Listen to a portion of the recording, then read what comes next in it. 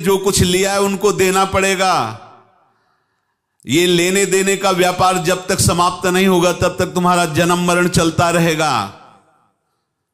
अब आपको यहां समझना है, यदि आपसे किसी ने पैसे लिए और बेईमानी करके नहीं दे रहा है तो आप उसको गाली मत दीजिए, आपने बेईमानी की थी इसलिए आपकी बेईमानी हुई है, ले गया, कोई बात नहीं है, बंधन से मुक्त हुए, जो बोझा था चला गया। उसको ऐसा ना देखे कि ये बेईमान हमारे रुपए मार लिए, अब जो कुछ होगा देखेंगे। अगर आप आगे नया कुछ करते हैं तो फिर आगे का हिसाब आपको भोगना पड़ेगा, ध्यान रखना। ऐसा नहीं है कि आपको भोगना नहीं पड़ेगा। एक ही उपाय है कि अब जो शरीर धारण किए इसी में जो भोग ले, आगे ना होना चाहिए। तो क्या करे? सर्वतो भावेन भगवान की शरण ले लें। ये तो सर्वाणि कर्माणि मयि सन्न्यस्य मत्पराहा अनन्ये नैव योगेन माम ध्यायन्तु उपासते तेषामहं समुद्धर्ता मृत्यु संसार से। ये बड़ा कठिन है पार होना, कोई छोटी मोटी बात है। एक महात्मा बाल्यावस्था से भजन करते थे, शालिग्राम भगवान पास रखते थे और उन्हीं की आराधना करके बस पाठ नाम जप और भ्रमण करते थे।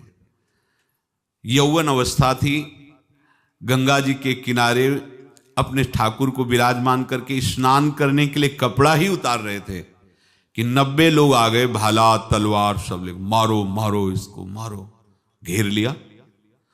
तो उन्होंने हाथ जोड़कर कहा हमने क्या अपराध किया, कोई सुन ही नहीं रहा।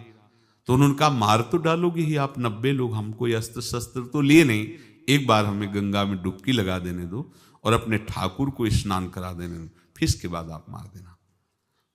भगवत इच्छा से वो लोग रुक गए, स्नान किया और अंदर से प्रार्थना की, प्रभु ये क्या लीला है आपकी, आपके सिवा मेरा कोई है नहीं और ये मुझे मारना चाहते हैं। तो भगवान ने जानते हो क्या कहा उनके अंतर में, तुम मेरे में ध्यानस्थ हो करके शरीर को छोड़ो, ये लोग मारेंगे। ये मेरे भजन का फल है कि तुम्हें 90 जन्म नहीं लेना पड़ेगा, एक ही जन्म में 90 मिलके, तुमने 90 हिंसा की थी पूर्व में, तो तुम्हें 90 बार जन्म लेना होता और एक एक करके मारते। ये मेरे भजन का प्रताप है कि एक बार में ही 90 का हिसाब हो जाएगा। तुम आंख मूंदो, मेरे ध्यान में मगन रहो, मेरे प्रताप से तुम्हें कोई चोट नहीं होगी और स्वाभाविक मूर्छावस्था में प्राण तुम्हारे छूट जाए। ऐसा ही हुआ, ऐसा हुआ।